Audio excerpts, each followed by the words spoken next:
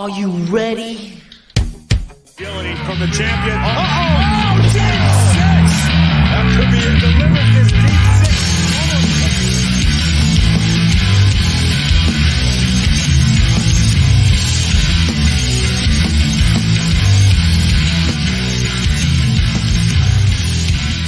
This is episode 103. We're live, joined by the returning, my fellow Hook Bro, Jeez. Tommy Boy. How you doing today? I'm doing good, man. It has been a while.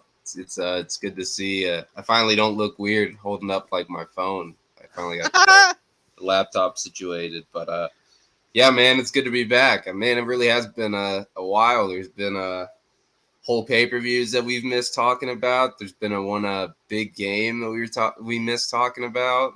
Oh my god. Yeah, what were your thoughts on the Super Bowl? I know your fake Redskins fandom that became this year. So we got to talk about this Super Bowl.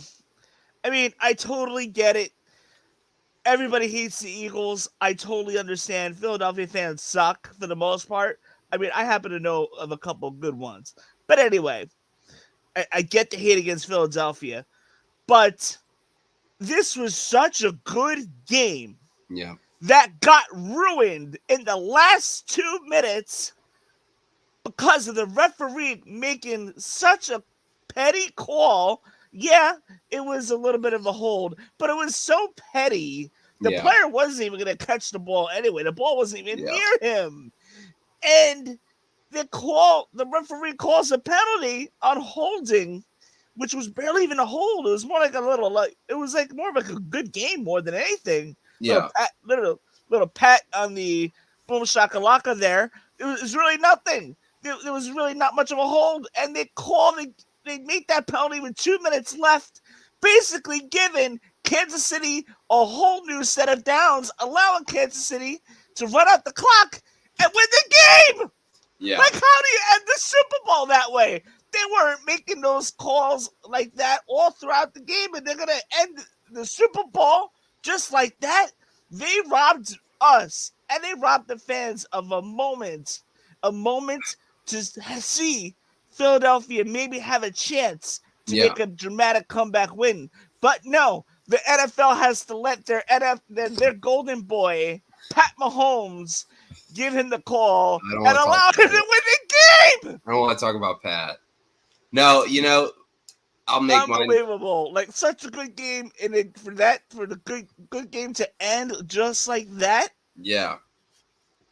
I'll make mine kind of quick. I agree with you. I think that the sense is it's sad, but when Roger Goodell during like the media week leading up to the game, he said, "Oh, officiating's never been better." And we all, as football fans, have seen some just awful calls this year and in previous years, especially with pass interference and everything. If it was pass interference, if it was, roughing the passer, that's something that like you can actually really see. I get it. But for him to say that, and you have the top, number 2 offense and the number 3 offense in the league going blow for blow in the game where it should be the 2 best teams in the league, and you let the refs decide it on a penalty that's very much a wishy-washy penalty in the sense of, who's seeing from what side of the field they're on. I agree with you, man. It took away such a good game. I didn't get to watch the game, so like obviously I was sleeping for work, but seeing the highlights and everything, it's just so frustrating knowing that, I mean, this is this game of first and everything, with all the, first 2 black quarterbacks to start, the record breakings and everything. I mean, Jalen Hurts had 3 rushing touchdowns. It just, to not even see the Eagles get a chance and kind of get robbed because, like you said, it's the Chiefs are basically just fit had the narrative and everything. The arm around the waist. Yeah, it was nothing too crazy. That could have been a quick yank on the jersey. It was really nothing. The ball was thrown in the end zone, way over the guy's head. Bradbury had no chance of even getting that, even if he wasn't even touched. Yeah, and that's the thing is Juju Smith-Schuster had no shot at catching that ball, and if he did, he might have gotten a finger or two on it. Like that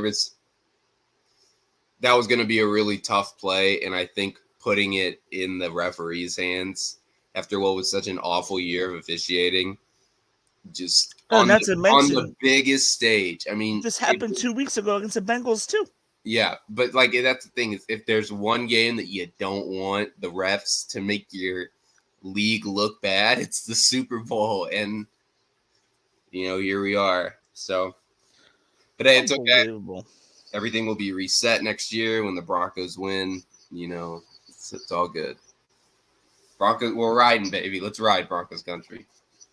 It's going to be a very interesting season, especially for me, because the Commanders not only going to be playing the NFC East, but they're also going to be playing AFC East teams too. So they're going to be playing the Jets, they're going to be playing the Bills, the Patriots, and the Dolphins. Your real team that you won't admit that so is your favorite team. They'll play in the Jets. Commanders versus the Jets next year. And you're a Nets fan too. It's not looking up for you, Wayne. Actually, it is looking up for me because we got 5 first-round draft picks for the next 5 years, and if they choose right, they're rebuilding their future. Not to mention Cam Thomas, Nick Claxton. We got some pieces already. So how'd that choosing right go when they traded everything for KG and Jason Terry and all that? Well, that trade with Pierce and Paul and Garnett, that killed the Nets franchise. That's what I'm saying, dude. For 5 years because the Nets traded all their picks away to get those guys. It's going to happen again. At least this time, the Nets traded KD. They got assets back. They actually didn't even take a loss. They basically got back what they gave up for KD. So I was pretty happy about that. So you're a fan of the trade? I'm a fan of the trade. If there's guys that don't want to be in Brooklyn, just let them go. Bridges look good. Didn't they get Bridges? Yeah, he had a tough game against the Knicks the other night. I know he dropped 40 something the other night. Yeah. I mean, not to mention you got Spencer Dinwiddie. He dropped 25, and I like Dinwiddie. They got some good pieces there. We're turning into a sports podcast here. Yeah, right. We should. Yeah, we should. We are the aftermath. We should just call it. Just cover the aftermath of everything. Yeah, we could talk about how your Boston Red Sox are going to finish dead last in the AL. I don't know about that. I think they're either going to finish like dead last. Who are they beating? Or they're gonna have I think they're gonna have a good year. They're gonna have a very bad year, like dead last. They're not gonna be 500. They're gonna have an 500. It's gonna be either above 90 or around 75 wins. One of the two. Above 90, like 92 wins. I'm gonna go for 92. You are crazy. The Yankees aren't even being projected like 95 wins. And they're projected to win the division. So here's the thing: the Red Sox don't see the American League East as much this year because I know because everything's spread out. So I honestly think that. But your roster is terrible. I think we have our roster is built on good role players. Who? We got good role players. We got an upcoming rookie. I understand we got rid of Bogarts and stuff, but we got Justin Turner, Devers. Oh my gosh, Justin Turner! Stop, Wayne. And Trevor Story when he comes back. I mean, they're not going to be out for the year. We'll see. But Wayne, I think the Sox will be okay. I think they'll be okay. It could easily be another rebuilding year, which I'm fine with that. Just think, in like 7 months, you'll be able to see me in the Rays winning the World Series for the first time in franchise history. It could very well happen. Yo, what's up, Don? What's up? How you doing, man? The Red Sox are horrible. I wouldn't go that Thank far. you. We'll see. They're horrible. They will. I would be surprised if honestly they win 75 games. We'll see. We'll see how it starts. But anyway, we got some elimination chamber predictions.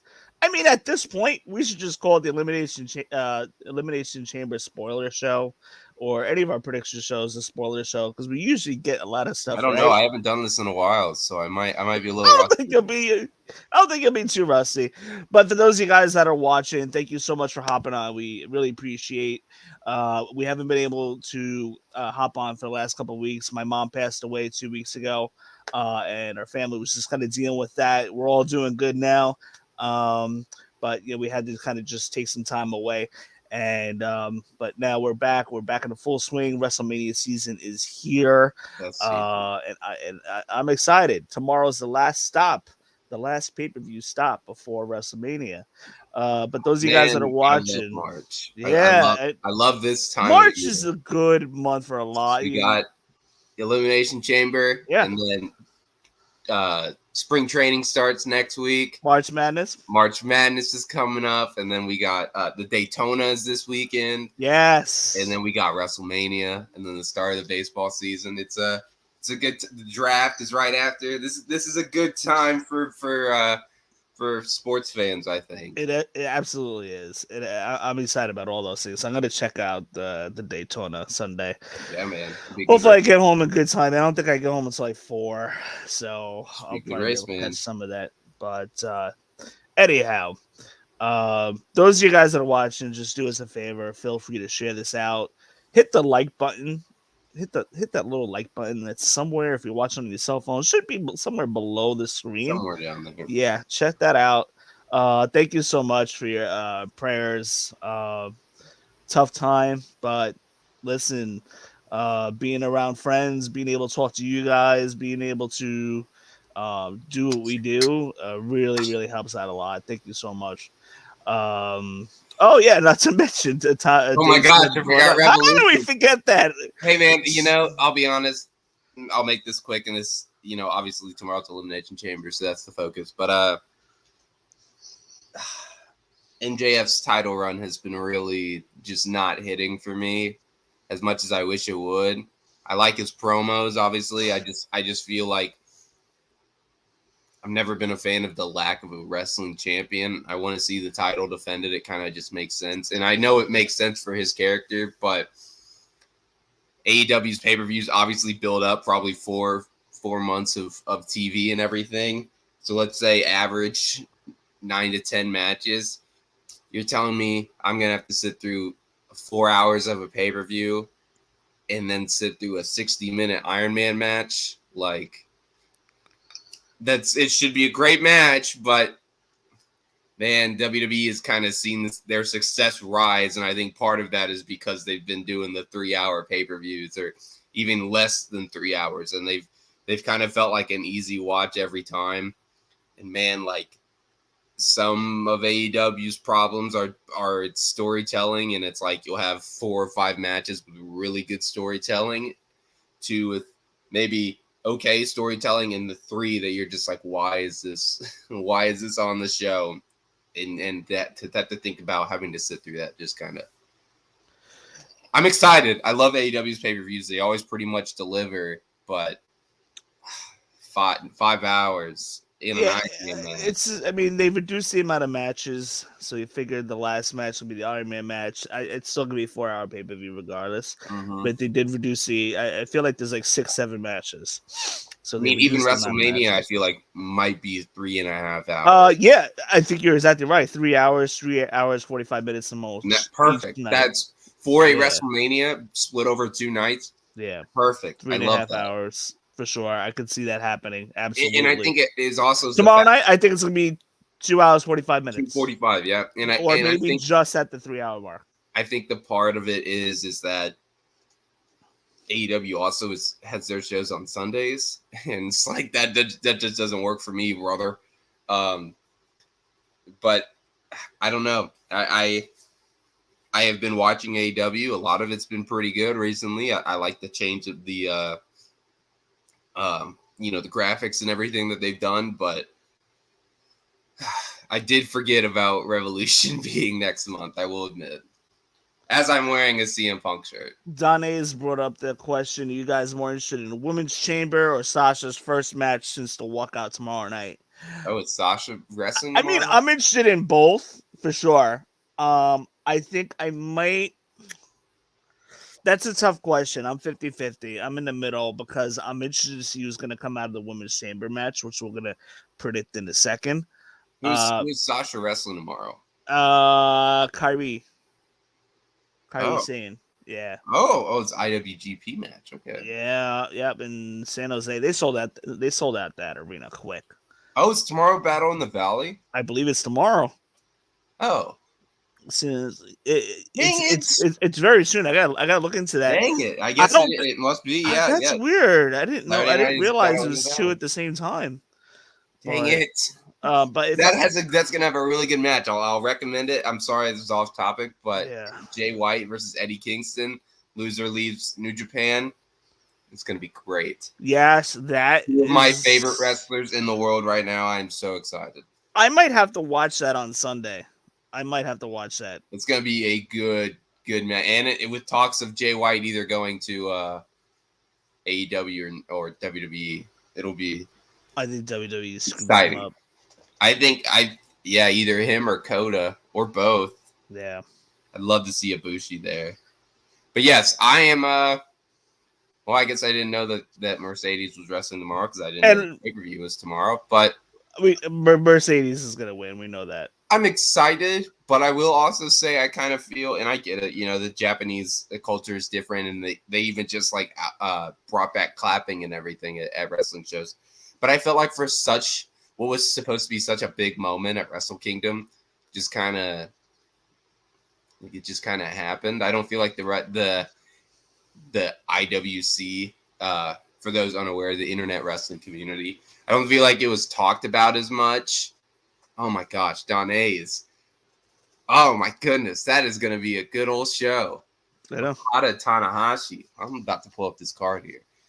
I just feel like her debut kind of went by, it happened and everything. And I know she's such a great wrestler, but I want to see in New Japan do a bigger job with it because it is a huge move. I mean, this is the first like major star to leave WWE, and This is the biggest jump we've seen in a while. In a bit, yeah. I mean, you could say right when AEW started, but I mean, it's I expected something big, and especially from New Japan, who's known for the vibrant Okada and Kenny Omega and Jericho entrances and everything. So yeah, I'm excited for the women's chamber, but I would say that I am excited for Mercedes Moné's match. So here's the thing. With the women's chamber, we kind of know what might happen, but not entirely 100% sure. On the other hand, Moné, whatever you want to call it, versus Kyrie, we kind of know who's going to win that. And that's kind of like the writings on the wall, and I think it's going to be a fantastic match. And the interest is going to be like how the wrestling style comes off and stuff. So that's all going to be good, and that's all interesting. We know who the winner is going to be. For only $20 on Fight, that is a really, really good card, dude. I am probably you guys like pretty much booked my Sunday now. Like that is, I'm looking at it. No, I'm serious, man. That is a good card. Yeah. That'll be fun. But man, hey, you know what? We've been talking about it in New Japan now. You know what you're doing for Sunday, but I know what you're doing tomorrow night, man. Elimination Chamber 2023 returning to Montreal. Kind of. Oh my goodness. I feel like this is kind of the biggest. I don't know how to phrase this, like hometown show in a while. Like, it's always you get your John Cena pops in Mass and MJF in New York and everything. But Sami Zayn not only is returning to Montreal in the main event against Roman Reigns, he's arguably returning to Montreal, which we saw tonight if we just watched some. Did you see the pop that he had tonight? And that's what I'm saying is Sami Zayn returns to Montreal. And he came out with his new music. No, he came out with his old music. He came out with his old music, yeah. But as arguably that was great, biggest star in wrestling. Yeah. What do you make of this? What is your whole thought on on this. Obviously, I feel like we should start off hot. This is the biggest match of the night, probably the biggest match of the year to start off so far. Roman and Sammy, you see it right there. The kind of the fall of the bloodline. We'll see, who'll go on to face Cody Rhodes at WrestleMania. Maybe there's a swerve. But man, this is the first pay-per-view in Montreal, I honestly think since Breaking Point 09. So which was not a good didn't realize show. that. I did not realize that. I know they've had Raws and SmackDowns. Yeah. But this is huge, man. This is. I mean, let's just talk about it. That crowd was hot. They had a Sami Zayn comes home segment in the main event. It started at 9:49 Indiana time. So about 11 minutes left. Sami Zayn's promo did not start until 9:55 because the crowd would not let him. Man, it is going. Sami Zayn had tears in his eyes too, like genuine tears. It is going to be hard for me to come up with a reason as to why Sami Zayn should not somewhat be involved in the championship match. He is just. I mean, this is Bryan levels of over, man. I mean, this is over. I'm getting WrestleMania 30 vibes. Yeah, for sure. But couldn't you see them do something like that where it's like night one he has to beat, let's say I'll throw it out there. Night one he has to beat Solo, Jay, and Jimmy, and Jay is the one who helps them win to get into the main event of night two against Cody and Roman. What would you say to that? I don't know, man. That would be pretty interesting. I'm telling you, I'm getting those WrestleMania 30 vibes, and I think it's. What if that was 9 years ago? If you're a fan that wants Sami Zayn in the main event, but WWE is totally. We know WWE is planning KO and Sami Zayn versus the Usos, which means Jay would probably have to turn on Sami tomorrow night, cost Sami the match, and then set up the tag match. Too simple. I feel like that's just too.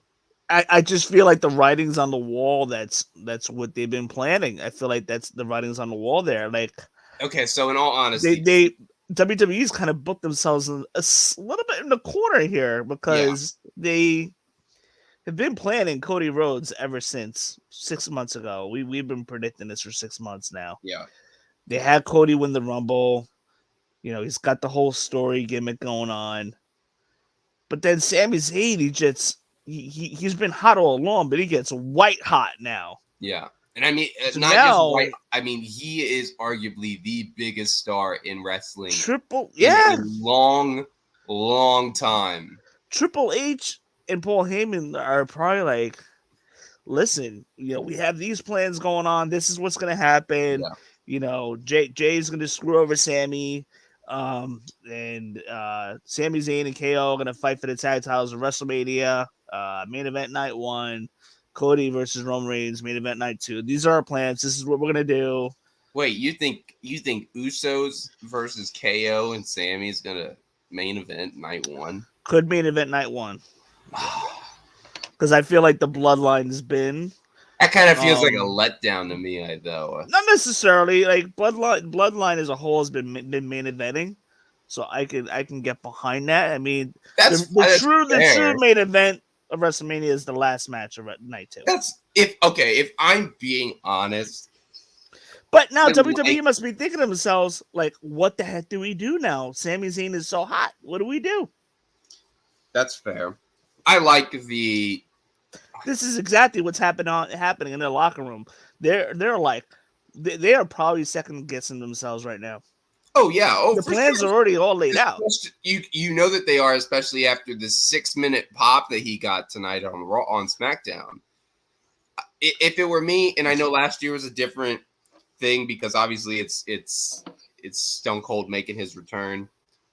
I like the one night have men wrestle and in the main event, and one night have the women wrestle. I think Bianca is deserving of that spot, and I think that's and would be a quality main event. I get what you're saying with the bloodline being kind of the central. I mean, they've been the If central. not, it'll be like a semi-main event of night one. Yeah, I can see that if it was.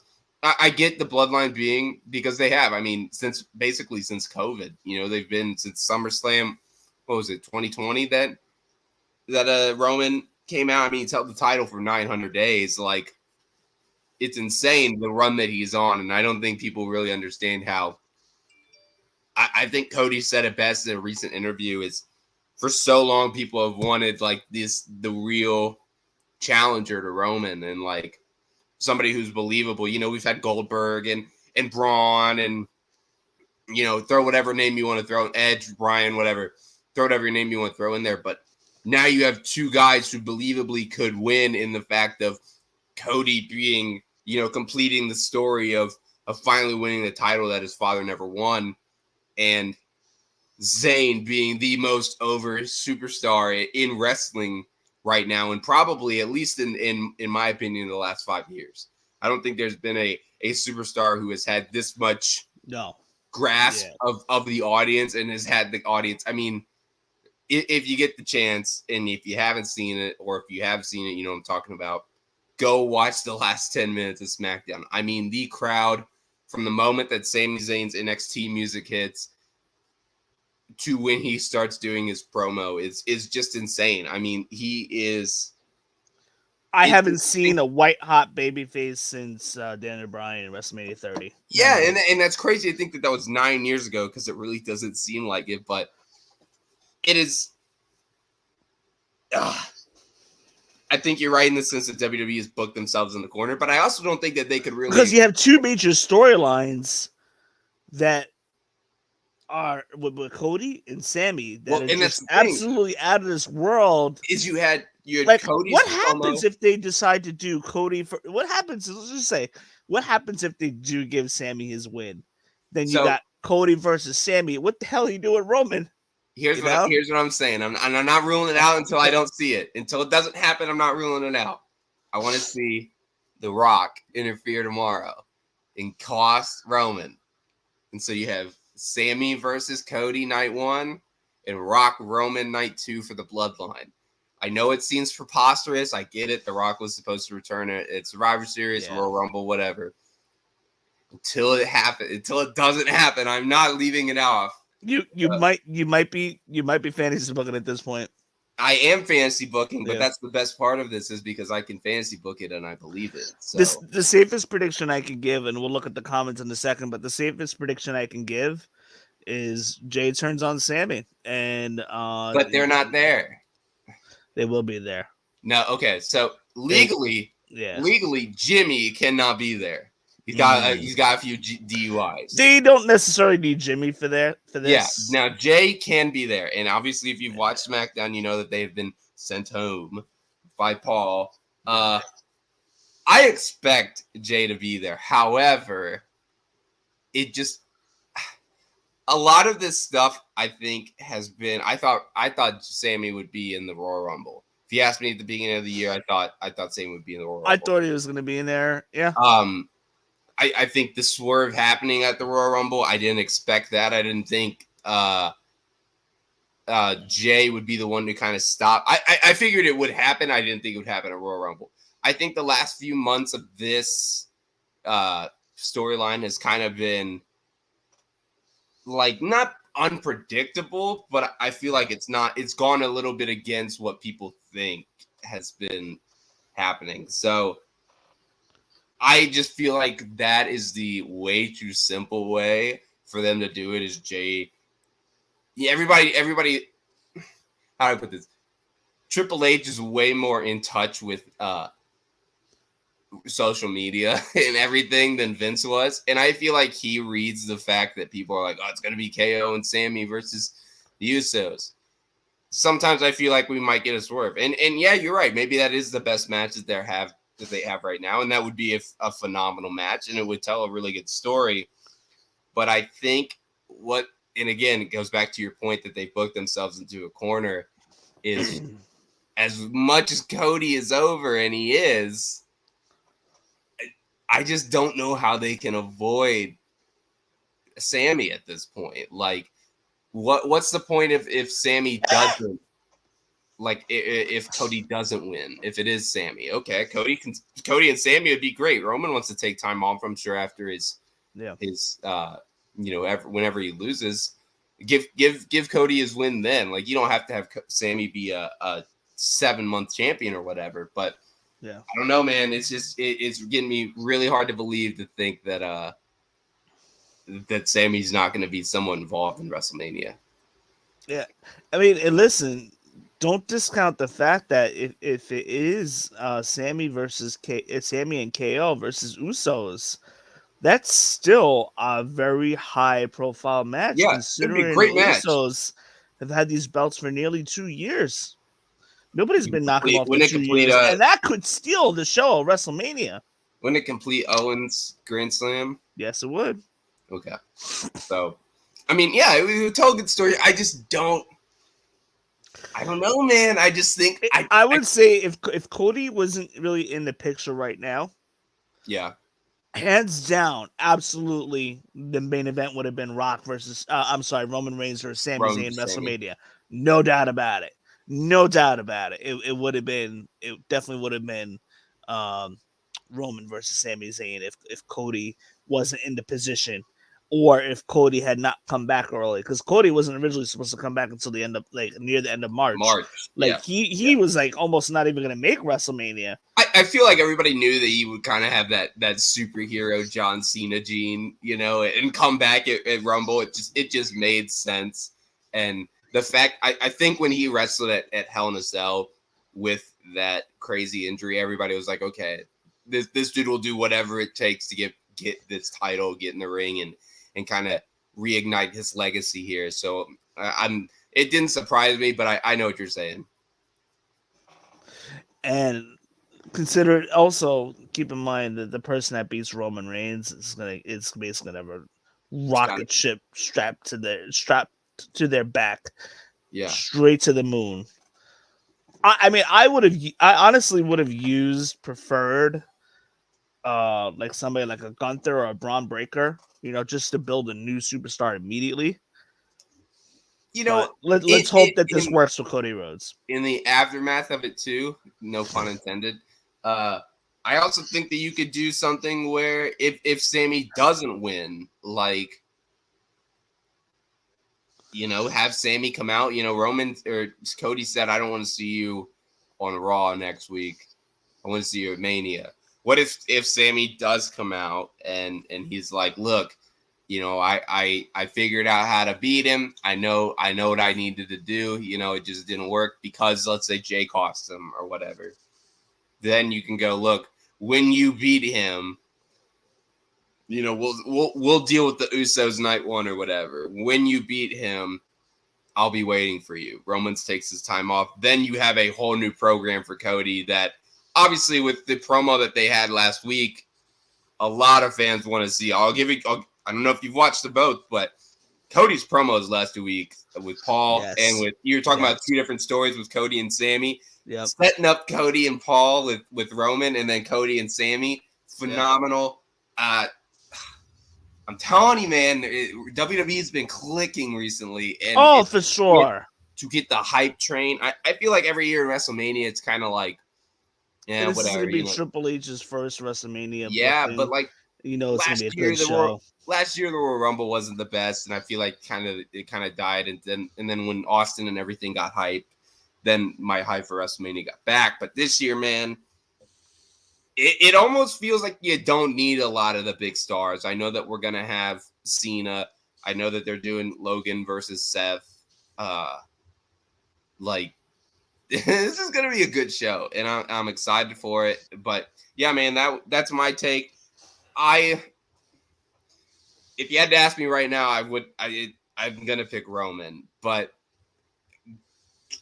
that tomorrow night, there is going to be a 2.9999 pinfall count to tease the Montreal crowd. It hurts me because that's happening. They're going to tease it. They're going to tease it. They did the same shit in Clash of the Castle with Sheamus. Sheamus and or with Drew and I was so about it. I loved the first big show in the UK in 30, since SummerSlam 92 and everything. I thought it was it. It made perfect sense, and it didn't happen. But I'm gonna call my shot. It makes perfect sense. The crowd is too hot. I need to see Sami Zayn win tomorrow. It just makes too much sense. It would be crazy. Somebody pop like before we move like, to the next match. Somebody was saying that they didn't make Roman Reigns look too vulnerable here going into this match. Why would you? That's okay. That's my thing. Is why would you? Why would you just randomly make him look vulnerable? There's been all this just to add to the belief that Sami Zayn could possibly win the belt. Okay, I mean, yeah, but you've had people who you've actually have really thought could beat him, and in the sense of like Goldberg or Bobby Lashley or whatever, like those guys who you thought would give him a real challenge, and they still lost. I don't think you need to make something special in the sense of, oh, we have this white hot character, we need to make Roman look weak or whatever. Like, I think you had your good moment when he attacked him from behind. I think that was perfect. I think it set it up well. Roman has been built as this final boss character he's obviously held it for 900 days, but at least for the last year, I feel like that's kind of taken the thing is he is the end game boss in a video game, and deservedly so. And so I don't think you need to kind of diminish his character to tell the story. We know how good Roman is. We've seen it. Obviously, he's breaking records that we haven't seen since the 60s with San Martino. So yeah, I get you don't want to, you want to make Roman look kind of like he has or Sammy look like he kind of has a fighting chance. I don't see why he doesn't. The story's too good for them to do a 2-minute. If tomorrow was a squash match, we might see. Oh my gosh, Royal Montreal is gonna riot. 2015, cancel WWE Network. Triple H won't do that. It won't. But that's what I'm saying. That's why I don't think you need to diminish his character. It's not going to be a squash match. You need Sammy has enough of a fighting chance because that's his character. I mean, come on, if you're going to make me think that 9 years ago or 7 years ago he could hang with John Cena on a random episode of Raw, okay, like here's big boss number 2. He can hang with Roman. So I expect a 15-20 minute match, easy. It's going to be. I can't wait. It's going to be very interesting to see, what's going to happen with Jay, who's going to screw who. Something's going down in that Montreal crowd. If you smell, they're gonna be waiting for it. I'm telling you, if you smell, I doubt it's gonna happen at this point. Never know. You never know. Moving on, we got the Elimination Chamber, the U.S. title match, and oh man, it got cut off. That's not good. So I see Johnny Gargano. We got Bronson Reed. Seth Rollins. Screw my other 2 guys there. I can't even tell now. Montez Ford. And Judas and Damian Priest. Yeah. Judas Priest? Judas Priest is wrestling there? So we got Austin Theory defending against Damian Priest, Seth Rollins, Bronson Reed. As long as they don't perform as bad as Hardy did at the Royal Rumble, that would be fine. Oh God, this is gonna be. There's a lot of good things that could happen in this match. This match right here could steal the show. Show stealer. A lot of good talent there for sure. And I think it's a good combination of guys who have proven their way. Yeah. In the sense of could you put that graphic back up real quick? I just want to remind you. In the sense of Seth and Gargano, we already know that they both have had fantastic matches. I think you have guys who are in the kind of not need to prove themselves, but have been kind of hanging around the roster and could use a match like this in Theory and Priest. And then you have 2 guys who are looking for that breakout, and I guess you could kind of lump Montez in both that group, the last group I just said, and this group, but also Bronson Reed. Like these are guys who kind of need this match, and this is, in a great way. I know we always talk about it in like football and everything, but you're looking at the future. This is the part of your roster right here that's going to be carrying you for at least the next. I mean, maybe outside of Seth, the next 6-7 years. This is going to be a really good look. And I mean, put them in the biggest match of the year, or one of them, putting them in this. And again, being for the United States title, I like the idea of it doesn't have to be for, a shot at Roman, or it doesn't have to be for Roman's titles or whatever. Let's beef up the fact that our secondary titles are just as important. We've seen Gunther having banger after banger. He just had another really good match on SmackDown for the title. The Intercontinental title's back in kind of in the limelight. So I think this is great. Gosh, this is a tough one to pick though, dude. But I'm going for a little shock win here. I think it would be smart to kind of give him the rub, and we've kind of seen the dissension between these two, but I think Montez wins it, man. I think it's smart. I think that's a big win. I think it's a guy that you can kind of put a rocket ship on. Theory hasn't been terrible as United States champion, but I think that this match will be a way to kind of show the crowd of what he could do, because he's obviously, we've predicted it. I know you've said it. This is a guy that has Randy Orton levels of talent and could be a WrestleMania main eventer in 3 to 4 years. It would make very much a lot of sense, and I just think that he's done a good job. But with Roman being champion, you've kind of hamstrung yourself, and again, like you said, there's got to be believable guys, and I don't think Austin Theory or Montez Ford could believably beat Roman at this point. They could at some point, but this is a really good way to get around that. So I like Seth being the veteran here. I like Damian Priest. I think he'll do a good job. We'll probably see Dom get involved in some way, or he'll get involved in another match or whatever. So I have to go, just because based on reading in between the lines, I'm going to have to go Austin Theory retains. Okay. Just because he's been in his promos, he's been making John Cena puns. The champ is here, the champ is here, and all that. And I think he's going to continue to do that until the champ really, or the former champ really shows up. And I have my favorite of all time. I have a feeling this is setting up Austin Theory versus John Cena. Maybe for a U.S. title match, maybe not. It better be, because probably, but I think Austin Theory is going to get the rub with the win at WrestleMania for that. It makes sense though. I mean, major rub. Here's what I'm saying. So. The last time WrestleMania was in Hollywood, Cena won the WWE title. WrestleMania's back in Hollywood. Cena wins the U.S. title. He goes on Raw to defend it in a U.S. Open Challenge, bringing it back. In the Switchblade, Jay White comes out. Boom. Oh my god! Moment.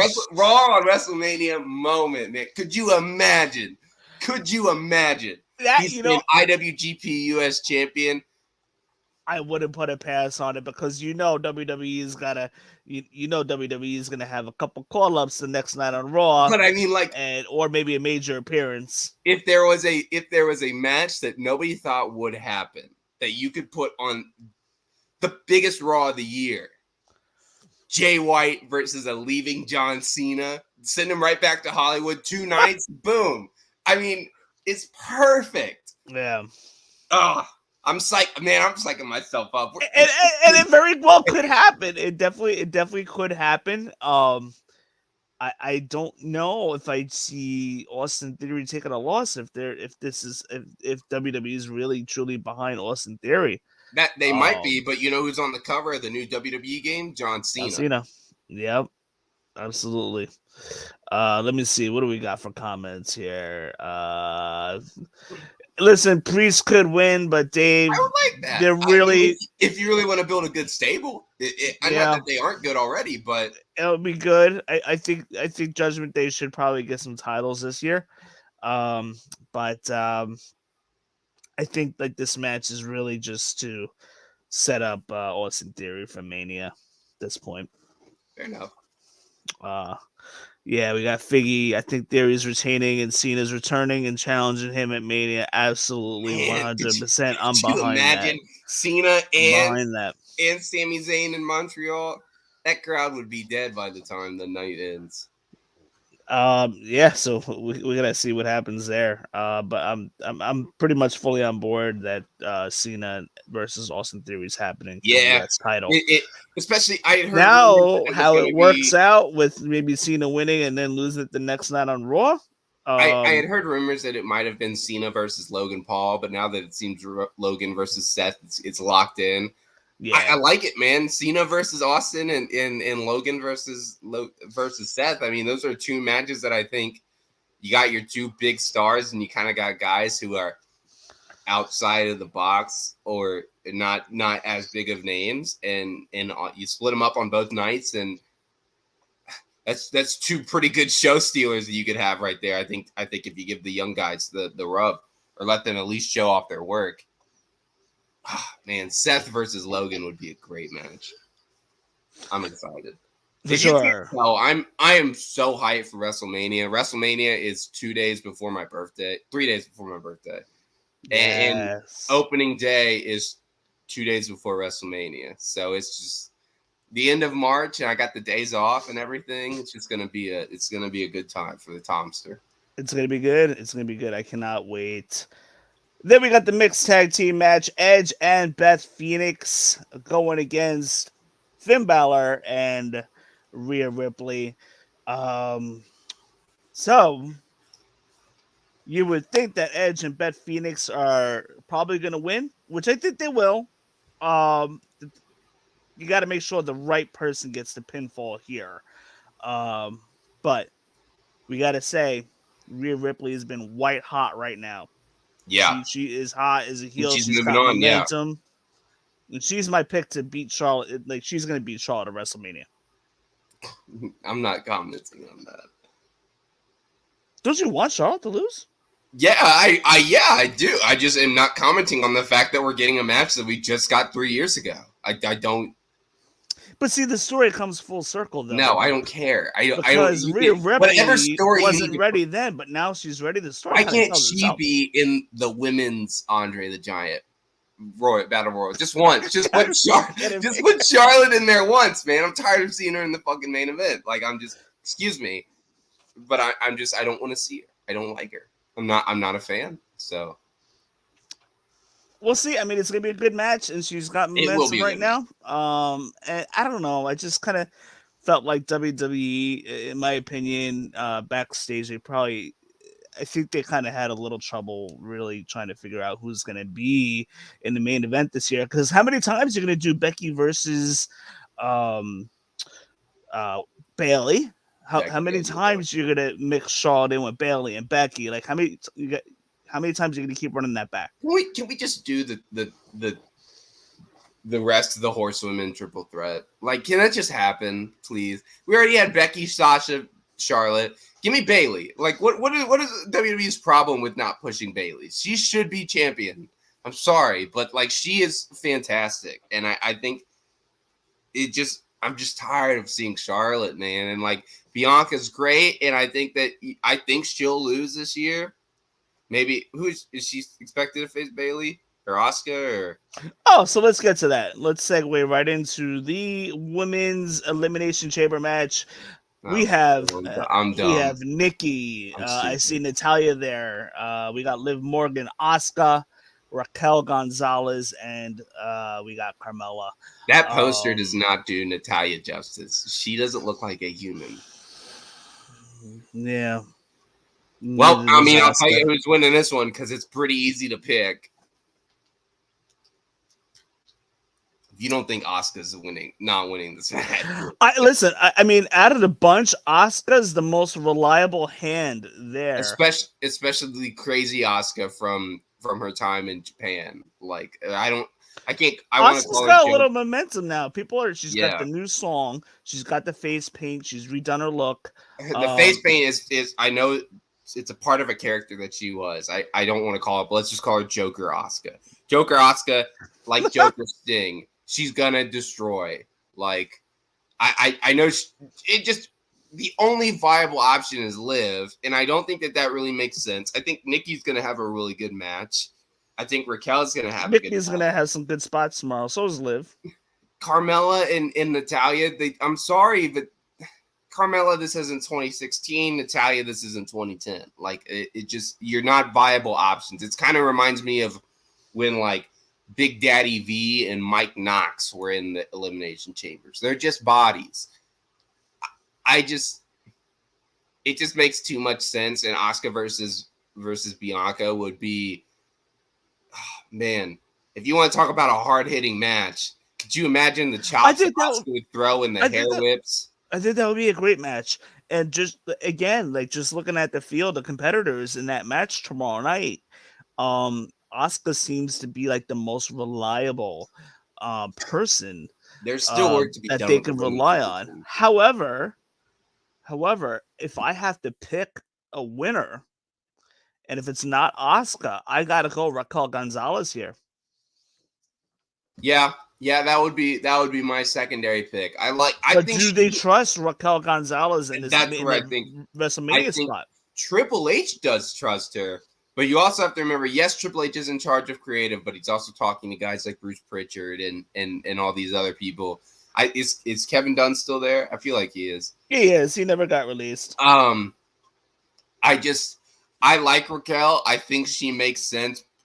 If that was the way, I think she's been built up pretty well, and she just has the look of somebody believable that you could like. Yeah, that person could take down Bianca. She's obviously, and it's a fresh matchup too. It's a fresh, and that's the thing is it kind of the one thing that I think we're getting with this WrestleMania that it seems that we outside of Charlotte and Rhea, it seems like we're getting fresh matchups. Like we're not doing New Day and the Usos. We're not doing all this other stuff. Like we're gonna get a lot of matches that I don't think we've seen, and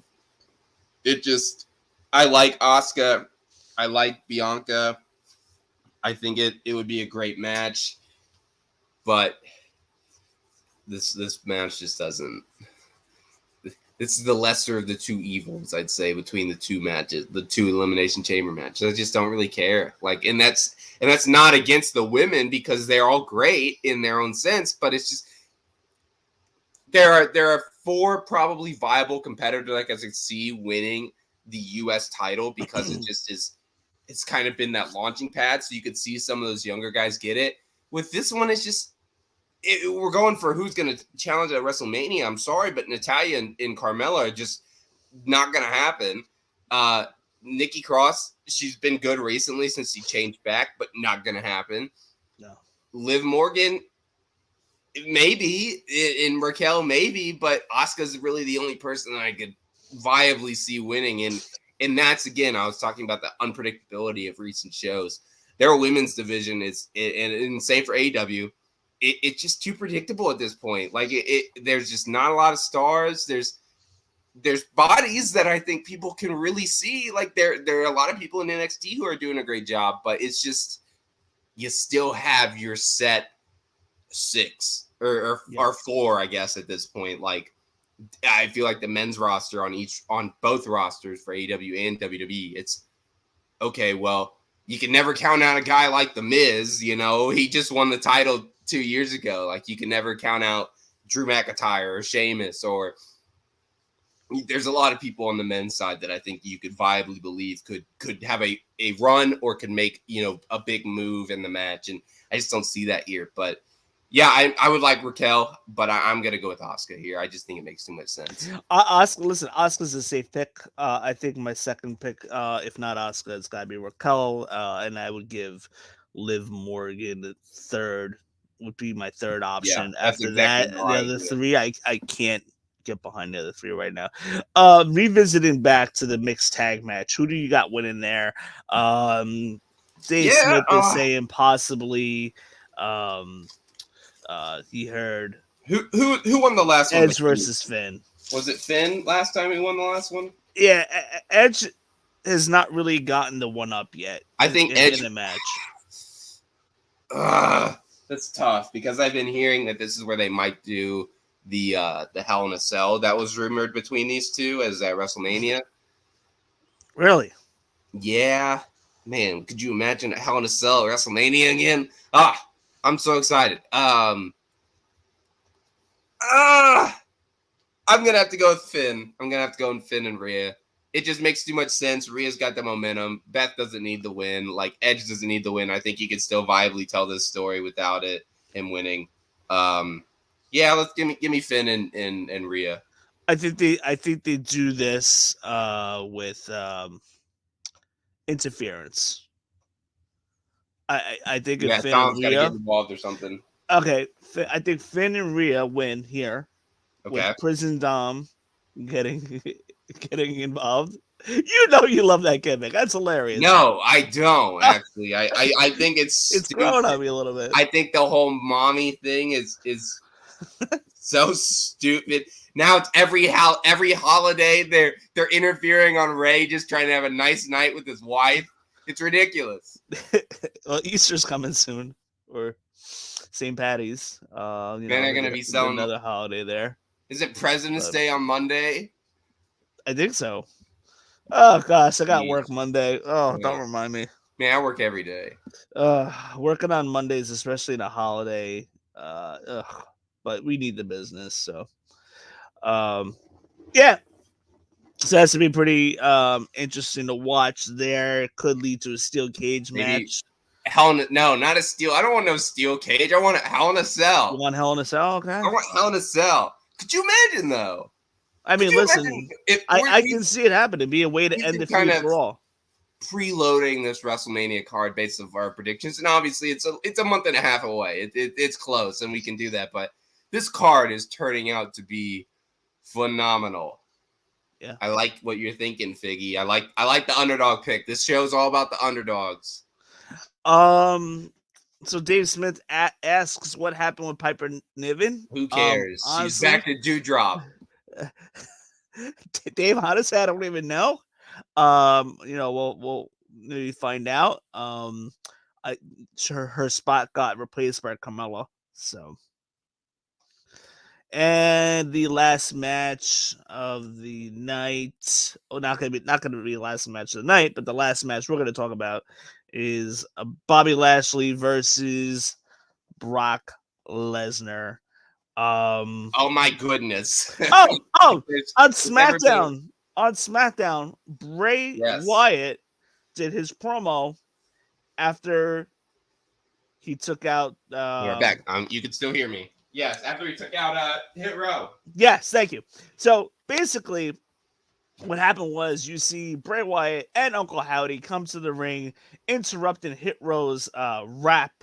That was just I was not really engaged into it. So I'm thank sorry. God it got I interrupted. wanted Hit Row to be good, and they just aren't. I could care less every time they come on TV. It conveniently got interrupted. We see Uncle Howdy and Bray Wyatt take out Hit Row. Believe. And then we see Bray Wyatt talking on the microphone and saying he's going to challenge the winner of Bobby Lashley or Brock Lesnar. And he basically tells them to run. Whoever wins, run. So again, having said that, who do you want to see win and who do you think is going to win? Okay, so you have to remind me, what's the series between Bobby and Brock? Brock's winning, right? Is this like I will tell you, if anybody knows me, I've had a history. I feel like it's 1-1 right now. I don't remember a lot of stuff. Okay, if it's 1-1, then I got to go with Brock because it's Brock versus Bray. Just, I like it.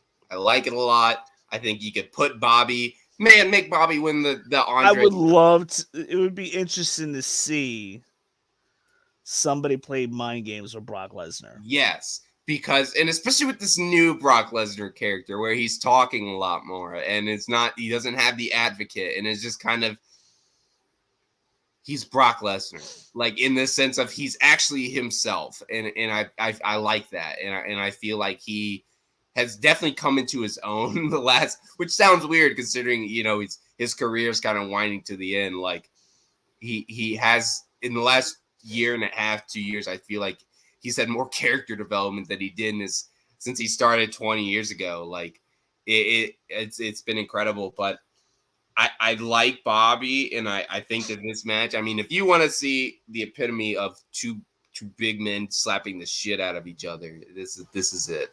And that's great, because this match is hopefully going to slap. I'm really excited for it. I would love to see Brock and Bray again, like Figgy just said. I think it's just one of those matches that is fresh. It's fresh. It's something that we haven't seen, and we've seen them interact, I think, before WrestleMania 30, or at least in 2014 and everything. But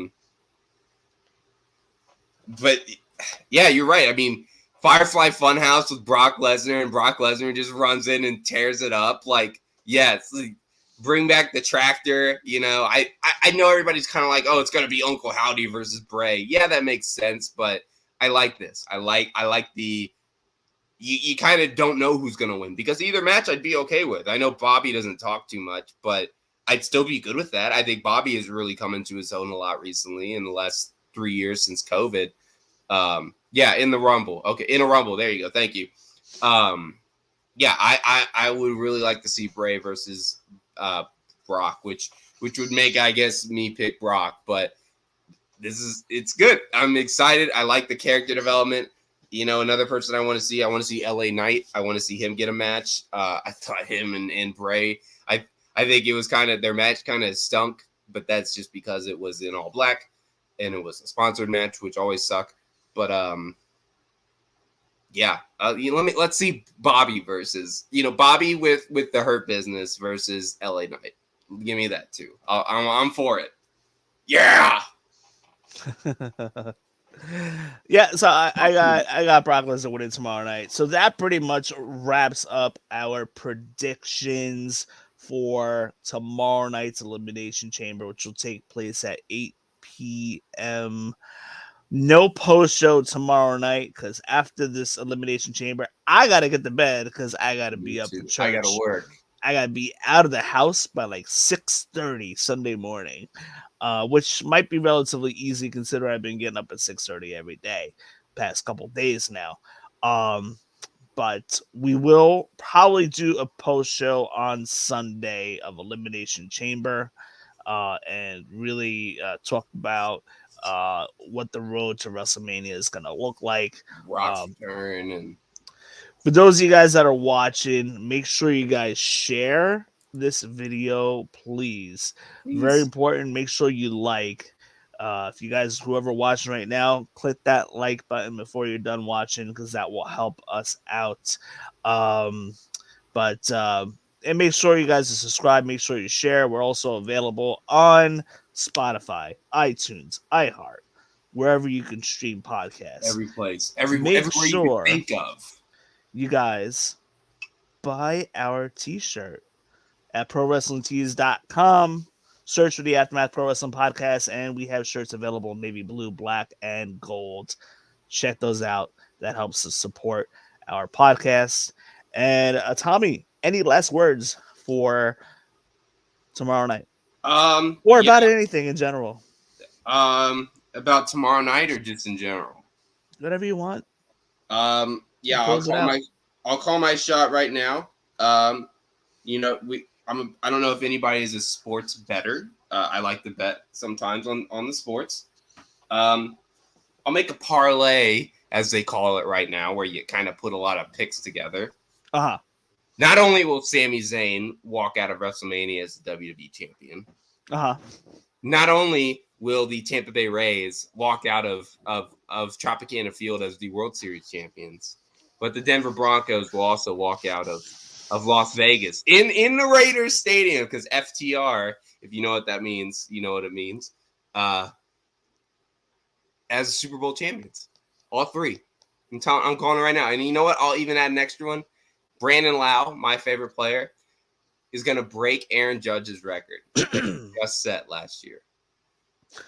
Well, hopefully he does. I think I may have his rookie card or something laying around. Yeah, I'll buy it. Speaking of rookie cards, give it to me. Look what I came across last night. Oh boy, who am I looking at? Is that Ken? Oh, is that Julio? Oh my goodness. Julio Rodriguez, Where'd you get that? Topps Chrome rookie card. I got it at Target a couple weeks ago. Why do you get all these cool cards at Target, man? You know, I bought a box this past week of because the 2023 card just came out on Wednesday, and I went. They didn't have them. I bought an old pack, like an old style pack. I was getting cards of like YouTubers and like food items, not baseball players. Why do you get all these cool cards and I'm pulling ketchup? This card in like 3 or 4 years is gonna be worth over $200. Yeah, I know. That's happening right now. It's only worth 12, or I've seen itself at 12. $12, man. That's half of a box. The box I didn't even like look at everything, but this Topps Chrome, for any of you guys that inspired to collect sports cards, the They're Topps fun. Chrome series is what holds the value the most. And when I was going through this last night, this was the very last card I pulled out of the last pack. Because I'm thinking to myself, come on, how come I can't come across a Julio Rodriguez? Like, why is this happening? And sure enough, Julio Rodriguez. Man, you're about to make me open up my binder here and see if I got any Topps Chromes or something here. So the week of my mom's funeral, I picked out, like, I just happened to have been in the area, so I was buying paints and stuff. And I decided to, okay, let me stop by Target, look and see what they have for baseball cards. Yeah. Topps Chrome is the more expensive sets. They only give like 40 cards for $50, but they hold their value. Topps Chrome right now is holding their value. I got a Julio too. Oh, and that's probably a rookie card too. Does it say like RC or anything? No, this is just like this is that old card that I bought, the old pack. Hold on, what's on the bottom though? The bottom right hand corner. RC. Yeah, it does say RC. It does. That's a rookie card, dude. Is that worth something? That's gonna be worth something. I can't. I have a few. I got the big dumper, Cal Raleigh from Seattle. I've gotten a couple of Cal Raleighs and cards like that for sure. But so yeah, I had to share that. I was super excited when I got this. So that's perfect. Yeah, man, I'll tell you, I got some new cards sometime recently that I was pretty excited about. Target, Walmart are the places to go for sure. Yeah, they really are, dude. I'll tell you. You got me back into collecting these. I'll be honest with you. I wasn't too into it, and then I don't know. I think I just started getting really excited about baseball season again, and I started. This is it. Of course, I had to be a Yankee player. In the 2002, the beginning of 2020. Wow. Jersey card. Jersey for Garrett Cole. What a bum. In the beginning of the 2022 season, the Wander Francos were heavily sought Say his name right. Franco. Okay, Wander Franco. You got O'Neal Cruz is another guy. But then this guy emerged on the scene around May or June. Dude, and tore up the league with 25 home runs and God knows how many RBIs. Does this say here? No, but I think he had like 85 RBIs or something to that effect. Help, not only helped lead the Mariners to their first playoff berth in like 20 years. So those are the three players: O'Neal Cruz, Wander Franco, and Julio Rodriguez. I'm only giving you sought after cards. I'm only giving you shit because it's my boys. Because it's your team. I get it. My boys. I get it. For those of you guys that are watching, we are done. We are out of here. It is 11:13 Eastern time. It is time for me to go to sleep and go night. But for those of you guys that are watching, be on the lookout. We might make sure you're subscribed. We might be back Sunday night with a post show. But otherwise we'll be back next week, still covering Elimination Chamber and the aftermath of that and the roads to WrestleMania, and that would be episode 104 if next week is our next show, so be on the lookout. Thank you guys so much for watching, and you all have a wonderful night.